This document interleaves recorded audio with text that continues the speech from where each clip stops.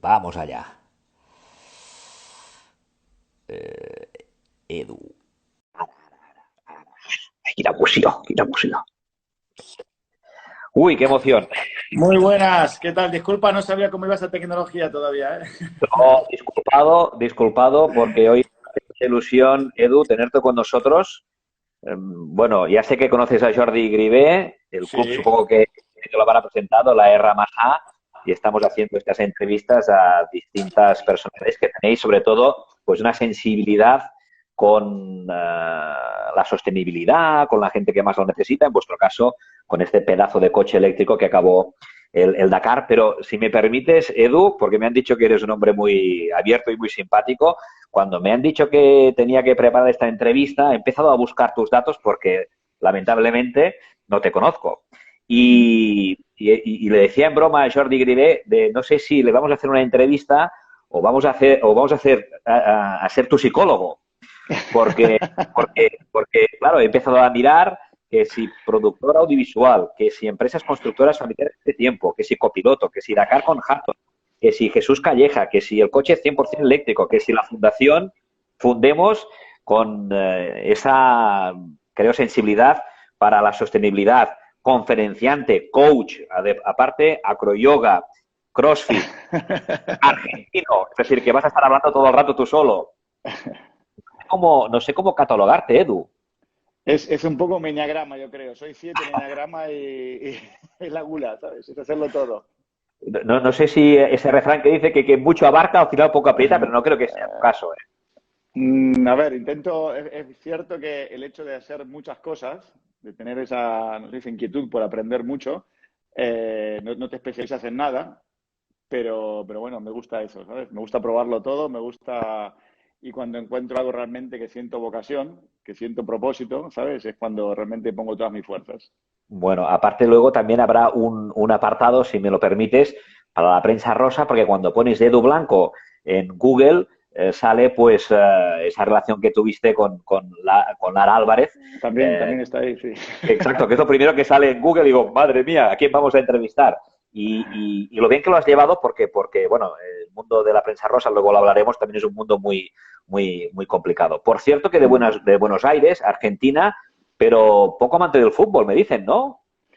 Hombre, el fútbol poquito, solo cuando los mundiales y voy por España y Argentina, el que vaya primero, ¿sabes? El que vaya ganando. O sea que no eres un argentino habitual, ¿eh? No. Coches sí. A ver, en Argentina tienes dos pasiones, fútbol o coches. Y a mí se me ha dado por los coches. ¿Cómo era Edu de pequeño y cómo Edu se va desarrollando para tocar todos estos campos? Es decir, ¿cuál fue cuando eras joven, cuando eras un A ver, niño, qué a ver, sensibilidades tenía Edu?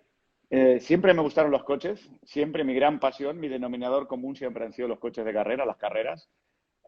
Comencé de muy pequeño, a los 16 años, en el mundo de los rallies. Y bueno, fui alternando mis profesiones como empresario de la construcción. Me gusta también mucho lo que es la parte de medios, con lo cual también estudié, soy licenciado en comunicación, en producción audiovisual. Entonces, de ahí que la productora de televisión, dedicamos a hacer muchos años, me dediqué a hacer programas al estilo que hace Jesús Callejas ahora aquí en España, pues yo lo hacía ya hace 25 años en Argentina. Luego ya a los 21, 22 ya vine me instalé definitivamente aquí en Barcelona y seguimos con la productora, pero más con el tema de publicidades. También estuve muchos años dedicado al tema de la promoción inmobiliaria. Y el tema de la empresa de carreras, la escudería, nace en 2007, un poco juntando mi hobby con la, no sé, la inquietud esta de crear algo, de generar algo, una empresa. Y cuando, bueno, si te acuerdas, en 2007, 2008 vino la crisis del tocho, nos tocó aquí en España, con lo cual un poco fui cambiando cada vez dándole más peso a todo el mundo este de la competición, hasta que en 2011 me dediqué definitivamente al mundo de las carreras. Ujú. Vaya trayectoria. Tú eres de aquellas personas que has hecho de tus hobbies tu manera de vivir y de sobrevivir, ¿no? Que esto es muy importante también, ¿no? Poder realizar aquello que más te llena, ¿no? Me siento un privilegiado realmente en ese sentido porque poder dedicarte es lo que dicen, ¿no? Si realmente encuentras tu pasión, no trabajas nunca más en tu vida, porque puedes dedicar 20 horas al día que pues, es pasión, ¿sabes? Habrá Y un... luego en 2014 no nace el proyecto este de la acción EcoPower, del coche eléctrico, que comenzó también, nos enganchó desde el principio el proyecto, ¿no? Y cuando Acciona nos lo planteó, fue una cosa conjunta entre Acciona y nosotros que empezamos a desarrollarlo. Y al principio era, parecía algo imposible. Todo el mundo que era, no vais a acabar el Dakar con un coche eléctrico. Lo intentamos 3 años, logramos engañar a gente de Acciona 3 años para que apoyara y volviéramos a ir. Y al final, en 2017, lo logramos acabar y fue un sueño realmente. Y el hecho de convivir con las dos tecnologías, o sea, para mí las carreras de coche son una pasión, el tema del automovilismo y las carreras, sobre todo en todo terreno, porque recorres paisajes, naturaleza, son una pasión. Y el hecho de hacerlo en un coche eléctrico silencioso, con 0 emisiones, fue un cambio de chip total, ¿eh? Fue convivir con las dos tecnologías hasta llegar a un momento que dijimos, pues, sinceramente, nos han estado timando 100 años, porque lo que es la tecnología de coches eléctricos es impresionante. Las ventajas que tiene con respecto a los coches a combustión.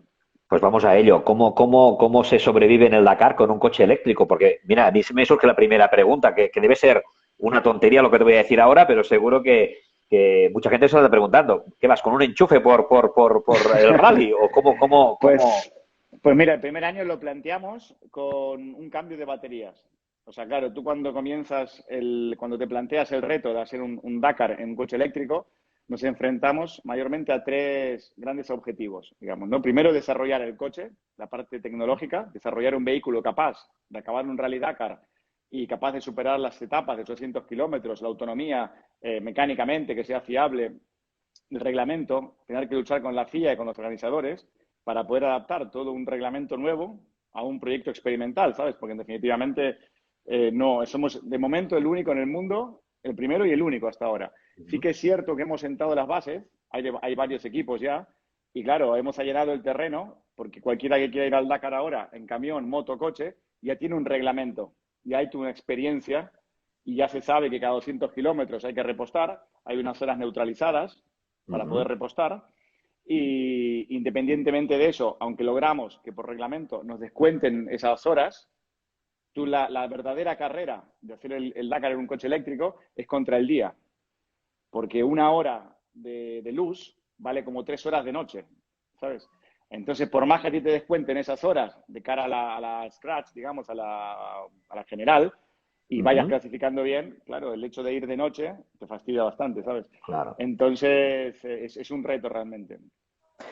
¿Tú crees que vuestra primera presencia en el Dakar molestó a alguien por el hecho de querer introducir esa ventaja? Bueno, no esa ventaja, sino esa modalidad de coche eléctrico. Primer año yo no me lo creía, pero la gente de Acciona estaba muy rayada con el tema este de que hubiera un saboteo y tal, y nos mandaron seguridad, porque decían, claro, hay muchas marcas, incluso el sponsor principal del Dakar era Total, es una marca de aceites y petróleo, y claro, había bastante miedo a eso, ¿no? Y todos los años hemos ido con seguridad.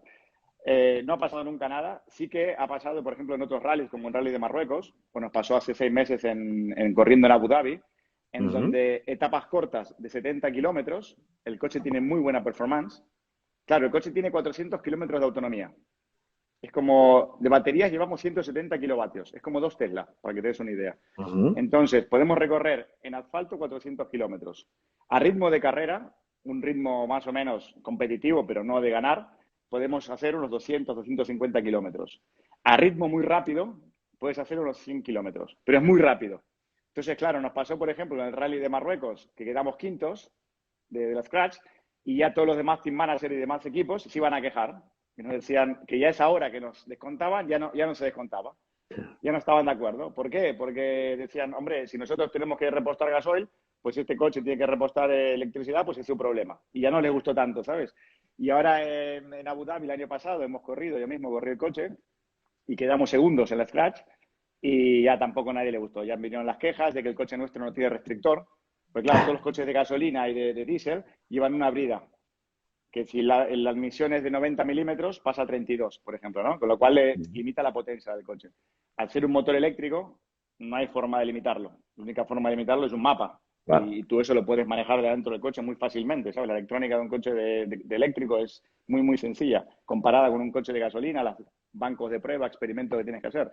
Con lo cual ya a la gente no le gustó. Y ahí empiezan los problemas, ¿sabes? O sea, ahí están empezando ya cuando ven que es competitivo realmente, es cuando los demás equipos ya no les gusta tanto, no hace tanta gracia. Has dicho al inicio que nos estaban engañando hace tiempo. Hombre, cuando uno finaliza una etapa de un Dakar, que es una prueba muy dura, claro, pues sí que nos están engañando, ¿no? Que podríamos ir con coches eléctricos. No lo sé si una cosa es el Mira, vuestro proyecto y que se tiene que ir un poquito retocando, ¿no? mira, a nosotros nos pasó una cosa, yo me encanta la carrera, el olor a gasolina es una cosa que llevo en la sangre, las carreras de toda mi vida. Y después de convivir, yo te digo, convivir 5 años con las dos tecnologías, después de dos Dakar, de un motor, son 8.000 kilómetros por Dakar, más un rally de Marruecos, que son otros 3.000 kilómetros, o sea, 20.000 kilómetros o 22.000 kilómetros, más test, de un motor eléctrico, lo desmontamos, estaba impecable. Es un motor que pesa 40 kilos, que tienes 300 caballos, 80 kilos de par, y lo desmontamos, no tenía pero ni limadura, porque es un motor blastless, no tiene ni escobillas, nada. Impecable, ¿eh? Pero impecable. Desmontamos un motor de V8 de Toyota con 250 caballos y 50 kilos de par, después de un Dakar solo, y estaba goteando aceite por todos sitios, ¿sabes? Con 10.000 piezas y todas, y desgastes.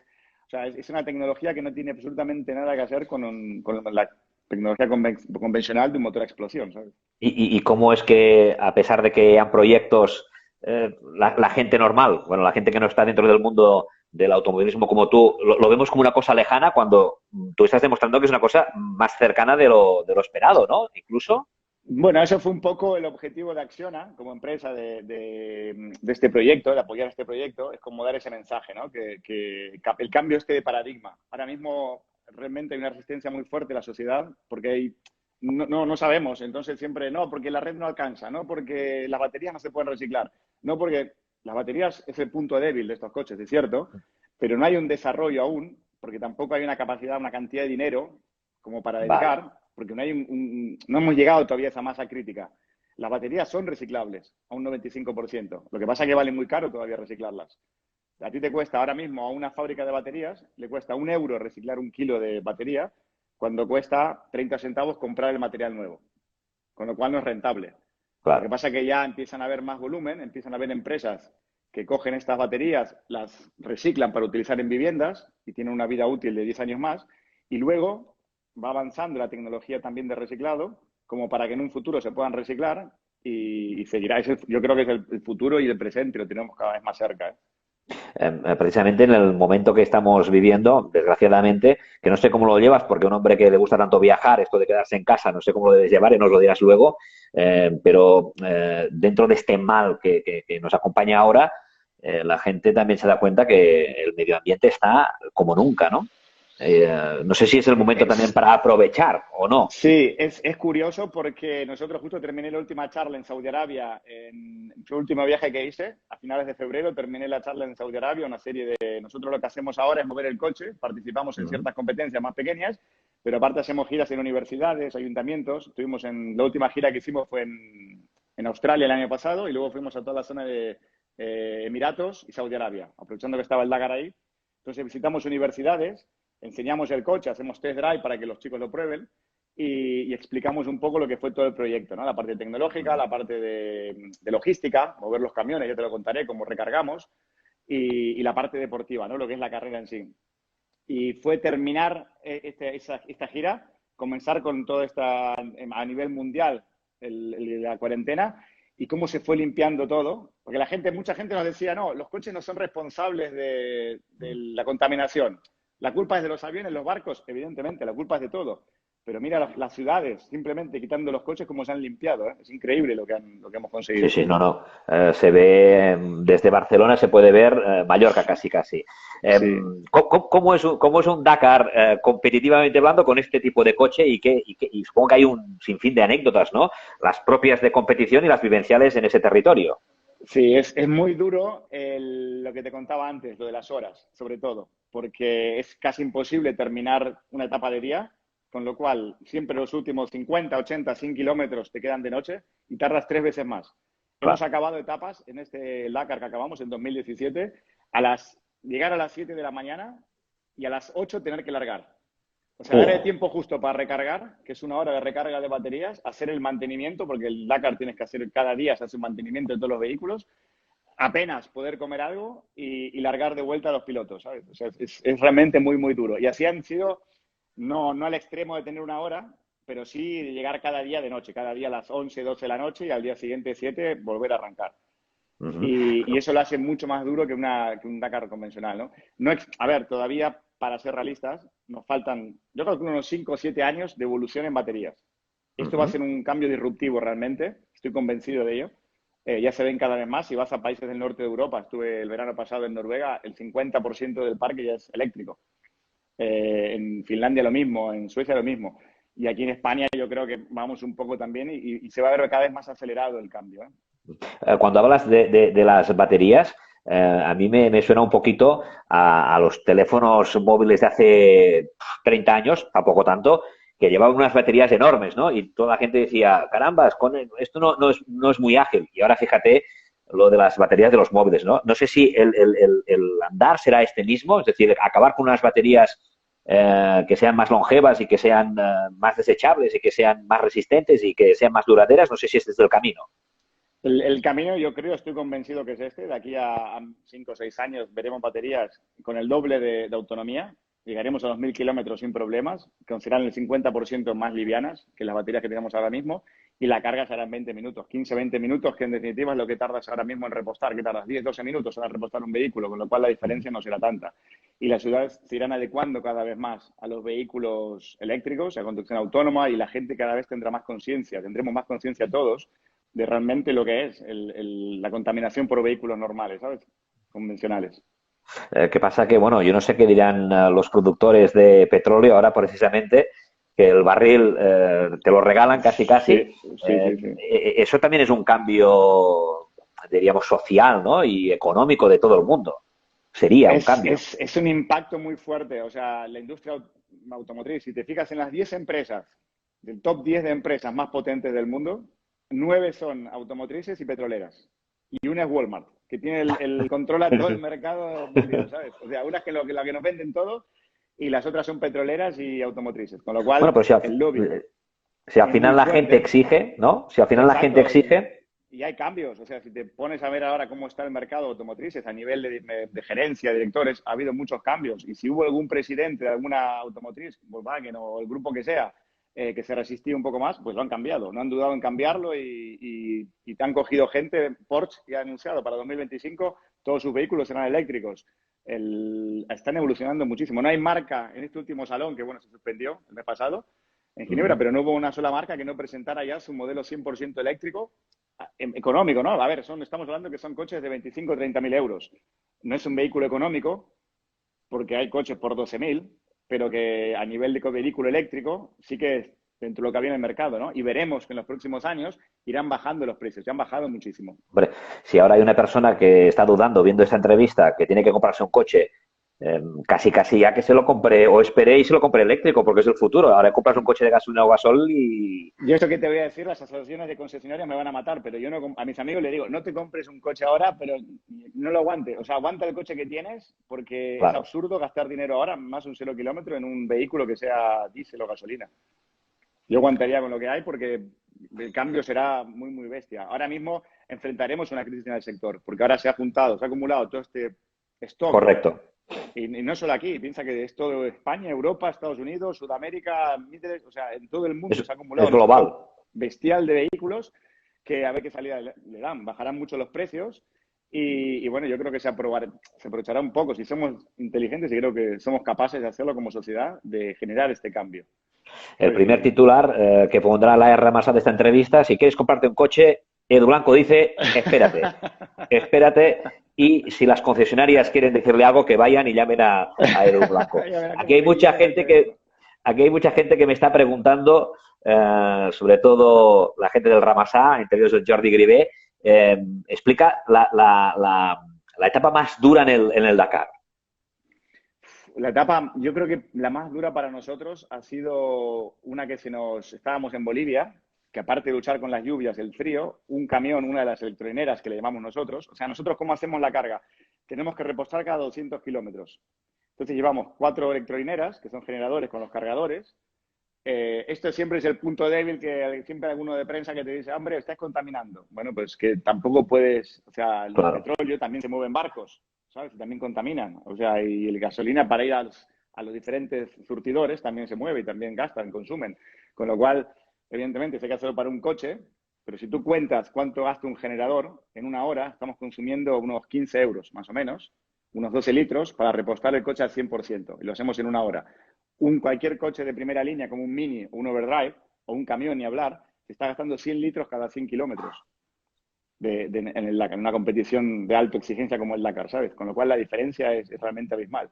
La etapa más dura fue la de Bolivia, que hemos volcado. Lástima, no te puedo compartir vídeos porque tenemos unas imágenes muy chulas. Un camión se nos estaba llegando a sitio y se derrumbó el camino literalmente.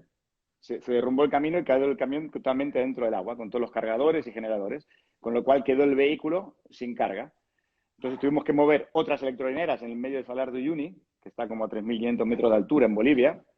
Tuvimos que desplazarlos por unos atajos, estudiar la cartografía. Mi trabajo en el Dakar de esos años era mi socio Ariel es el que conducía el coche, diseñamos el coche con Ariel, él lo pilotaba, copiloto era ingeniero en baterías y electrónica, que se dedicó a toda la parte de cargas, y yo me dedicaba a toda la parte logística. Yo era el que movía todos los camiones, que en un proyecto así es la parte más complicada, digamos, porque claro, Correcto. no es que hay una autopista que dices, bueno, pues aquí a 200 kilómetros, no, es buscar por Google, usando varios soportes, varias aplicaciones de mapas, ir buscando diferentes caminos para poder llegar al punto exacto de cargar. Y tiene que estar ahí sí o sí, porque no es un vehículo diésel que le pides a un camión de una mina, dame gasoil, ¿sabes? O sea, tiene que estar sí o sí el camión para cargar. Y bueno, llegamos, me acuerdo que 3 horas tarde, más o menos, que estuvo el coche esperándonos, con lo cual, fue la etapa esta que te cuento, que al día siguiente llegamos a las 7 de la mañana y a las 8 volvimos a arrancar. Madre mía. Todo esto, claro, ya veníamos de empalmar 2 o 3 etapas y durísimo. ¿Y vale la pena? Experiencia. Sí que vale la pena. Luego la satisfacción es como escalar un 8000, ¿sabes? La satisfacción que tienes de acabar un Dakar. Yo con Jesús Calleja, antes que lo nombrabas, el año pasado no lo pude acabar, este año lo pudo acabar Jesús, yo también lo acabé con un buggy. Y la satisfacción de llegar después de lo mal que lo pasas es bestial.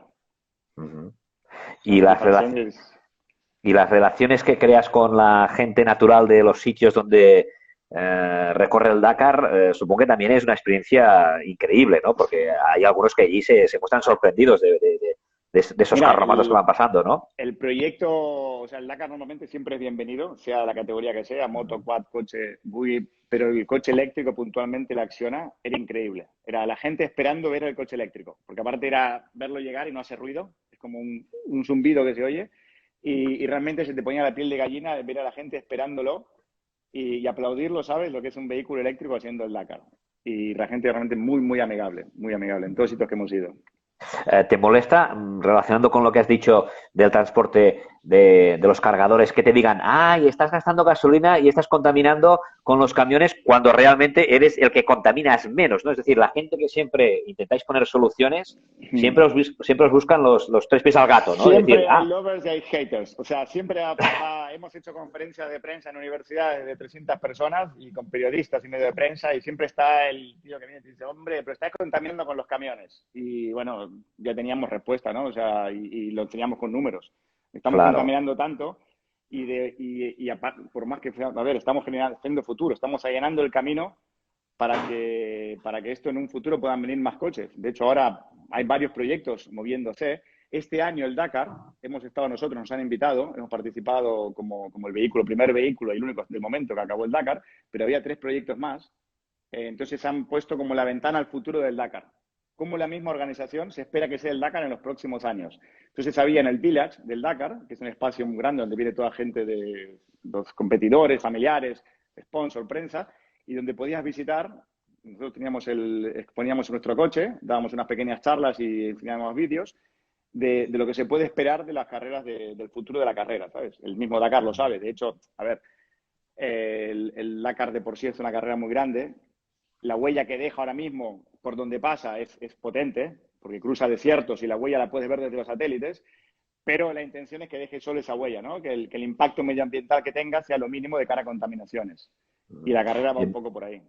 Es una carrera de supervivencia a nivel personal, a nivel humano. Ya no hablo de los coches, que nos alegramos mucho que un coche eléctrico pueda acabar, evidentemente, el Dakar y que pueda ser un futuro, sí. Pero a nivel personal, de piloto, copiloto, bueno, la gente que estáis en el equipo, ¿es supervivencia o realmente también hay cierto marketing para que se piensen que es una cosa muy Mira, complicada.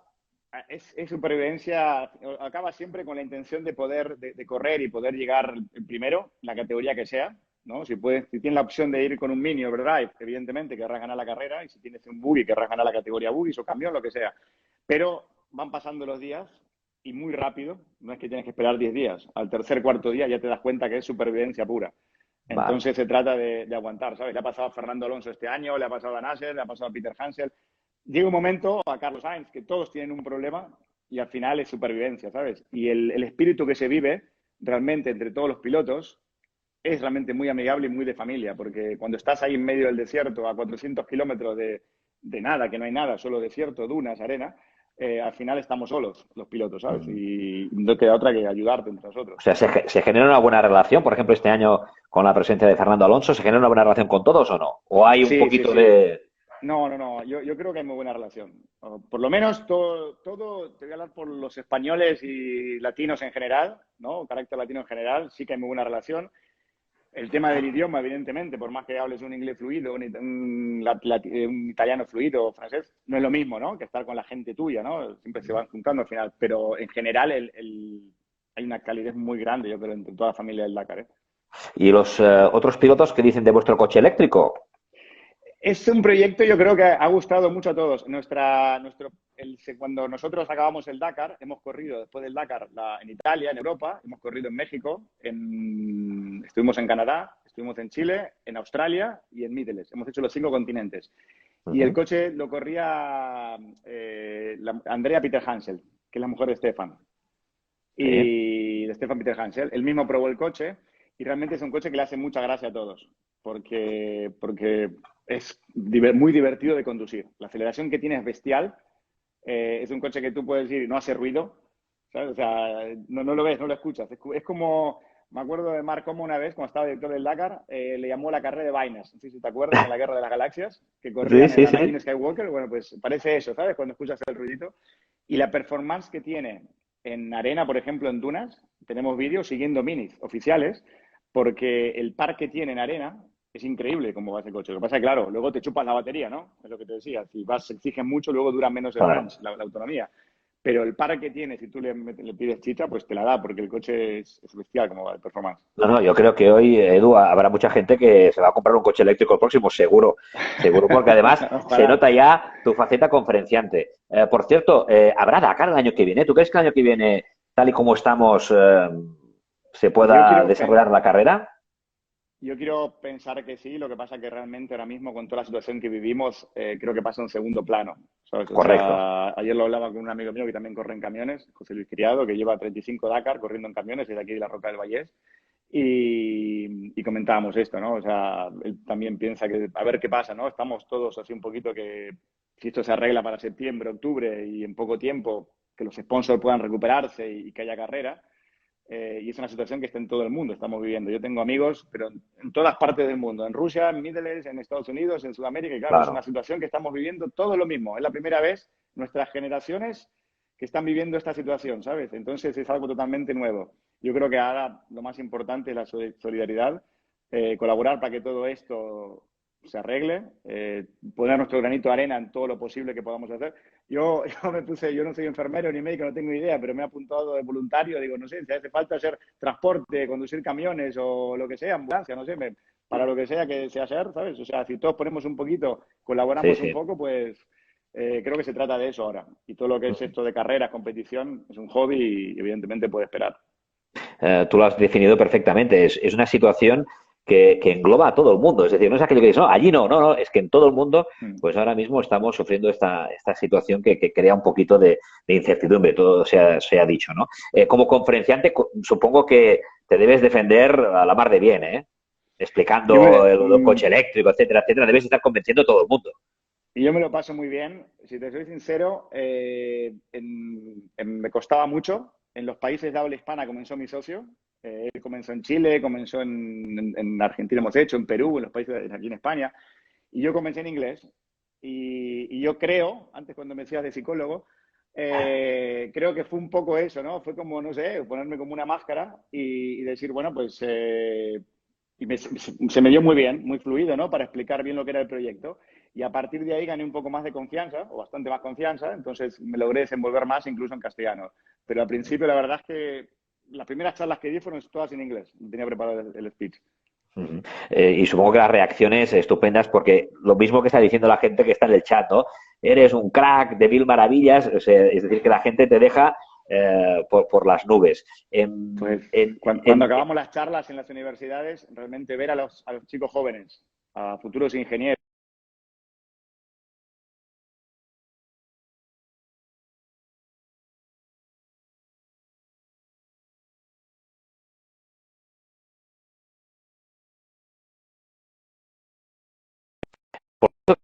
creo que te marchaste en helicóptero o tuviste un accidente, ¿no? Y eh, no sé cómo fue aquella. esa Bueno, fue lo he visto en unos el año vídeos. que corrí con Jesús. Nos estamos pasando muy, Sí. muy bien. Hemos hecho etapas de top 20 clasificados en el Dakar. Realmente fue, a pesar de no haber acabado, te diría uno de mis mejores Dakares. ¿Eh? Está en el top 3 de mis mejores Dakares. Con Jesús somos muy amigos de hace 10 años y con él son todo risas. Realmente los dos somos muy optimistas y hemos pasado momentos esos críticos, pero siempre con risas, siempre con buen humor, siempre con optimismo. Y al final acabó la carrera que volamos una duna, 5 metros, caímos de morro, ya es la segunda vez que me pasa, y acabé con 5 costillas rotas, Guau. el cuello reventado. Bueno, me sacaron en helicóptero, luego en un avión médico y luego ambulancia hasta el hospital. Entonces me hicieron, bueno, un chequeo completo de todo, estaba bien por suerte. Y llegó Jesús, me acuerdo que él tardó como un día entero para cansarme, porque estábamos lejos, lejos, adentro, hasta llegar a Lima, pero bueno, al final nos reunimos esa misma noche y bueno, brindamos que estábamos los dos bien y dijimos a por la siguiente. Ya Bueno, vendrá. que Bueno, estamos vivos, ¿no? pues sí, pero fue una aventura muy La, bonita. la verdad es que sí que es cierto que en alguna ocasión hay que lamentar accidentes mortales, pero hay una seguridad en torno al Dakar, ¿no? Sí, nosotros, mira, tuvimos el accidente, tardaron, te diría, 10 minutos en ir al helicóptero menos, 8 minutos. O sea, tiramos la baliza, fue un accidente muy fuerte realmente, tiramos la baliza y a los 8 minutos estaba el helicóptero. Fue excelente, ¿eh? Fue bajarme en el aeropuerto en helicóptero, subirme al avión médico, éramos 16 pilotos en Uf. esa etapa de arena. Imagínate lo que era eso. Tengo las fotos adentro, el avión estaba medio muerto yo, pero estaba grabando fotos y me hice una selfie. Y veías al avión médico, el avión militar, todas las camillas, y habíamos creo que 5 de coches y 9 o 10 o 11 de motos que estaban, ¿sabes? De las dunas, de lo complicadas que Sí, estaban las sí, sí, dunas sí. ese día. Parecía la guerra eso, ¿eh? Y bueno, luego estabas en el hospital y lo mismo, veías a la gente gritando, a los pilotos gritando, algunos más peores que otros, ¿sabes? Lo típico que llegas, te cortan el mono, no te quieren ni tocar. Y la verdad que fue duro, pero el servicio, tanto a nivel del rescate como los médicos, luego toda la parte de hospitalización fue genial. Y luego el tema logístico de comer, de poderse duchar, de la ropa, todo esto, ¿cómo lo lleváis? Algunos dicen que incluso van al Dakar con 30 camisas y regresan a su casa con solo una, que las van tirando por el camino. Nos comentan, ¿es cierto esto o no? Sí, bueno, por lo general las vas regalando también. Piensan que hay mucha gente voluntarios, muchos chicos locales, y al final se las vas regalando. Es duro, lo más duro yo creo del Dakar es el tema de dormir, comer. Todo es un problema, lavarte los dientes, comer, ir al Claro. lavabo. Yo ahí lo aprendí de Jesús. Mira, para mí él es mi gran referente porque en el 2010 corrimos el Dakar juntos también, me corrió mi equipo y había unos lavabos químicos que decías, de unido, o sea, métete dentro del lavabo. Y sale él todo contento y le digo, pero Jesús, tío, ¿cómo lo haces? Me dice, Edu, yo me entrego, tío. Yo voy ahí y no pienso, yo hago de cuenta que eso Claro. es, ¿sabes? Y voy ahí y me entrego. Y a partir de ese día, fue hace tiempo, fue en el 2010, Te siempre me acuerdo, entregaste. me entrego. Voy ahí y digo, bueno, ni pienso, porque es lo más chungo, Claro. ¿sabes? Lo más Hombre. complicado. Ahora, si quieres ser un poco racional, al segundo día te vas. Esto está claro, esto está claro. Al Es que yo conozco.